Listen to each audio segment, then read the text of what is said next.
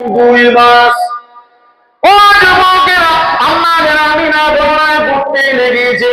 এই 10 মাস 10 দিনে অন্যান্য মায়েদের পেটে যদি বাচ্চা থাকে, ওই মারা কষ্ট অনুভব হয়। আমি আমিনা, আমার কোনো কষ্ট অনুভব হয়নি। আমাদের মায়েদের পেটে যদি বাচ্চা থাকে, আমাদের মাদের মাসে মাসে যেটা হয় ওটা বন্ধ হয় না, হয় না? আম্মা আমিনা বলছে ওটা আমার কোনো বন্ধ হয়নি। ও যুবকেরা, আম্মা আমিনা বর্ণনা করতে লেগেছে, আমি আগে যখন কুয়ার কাছে যেতাম, ওই বালতি আমাকে কষ্ট করে পানি তুলতে হতো, আর আমার বাচ্চা যখন আমার গর্ভে আসে, আমি কুয়ার কাছে যাওয়ার সাথে সাথে কুয়া ভর্তি পানি ছেপে যায়, আমার বালতিতে করে পানি তুলতে অসুবিধা হয় না।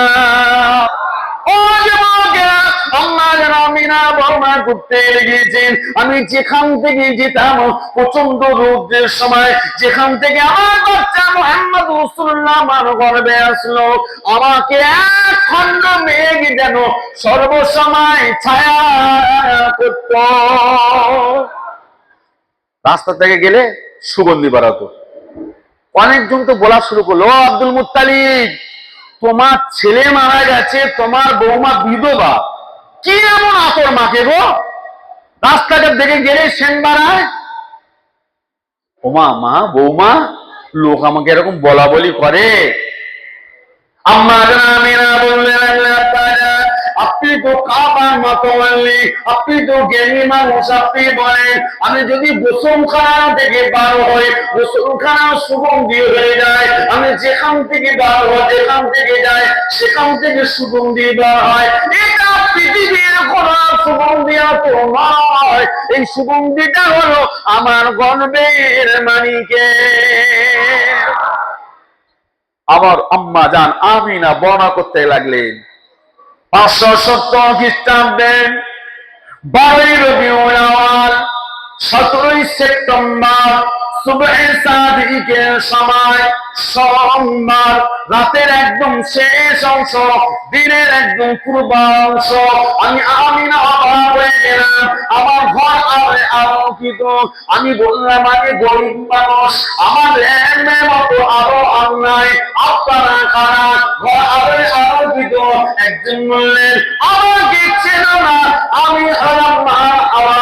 আর একজন বলতে লাগলেন, আমাকে তুমি চিনবে না, আমি হলাম ইমরানের মা, আমার নাম মরিয়ম, আমাকে তুমি চিনবে না, আমি হলাম আসিয়া ফেরাউনের বিবি। আরেকজন বললেন, আমাকে তুমি চিনবে না, আমি হলাম আইয়ুব আলাইহিস সালামের বিবি, আমার নাম রহিমা। আপনারা কেন এসেছেন? বলছে, তোমার কাছে এসেছি এই জন্য, সমান হওয়ার জন্য, পরশ পাওয়ার জন্য। আমরা তোমার দাইমা নয়, তোমার দাইমা লাগে না, তোমার বাচ্চা পৃথিবীতে আসবে, আমরা এসেছি ছোঁয়া নেব।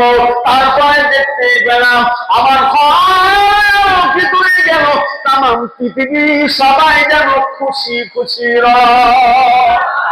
আরো জোরে বলেন।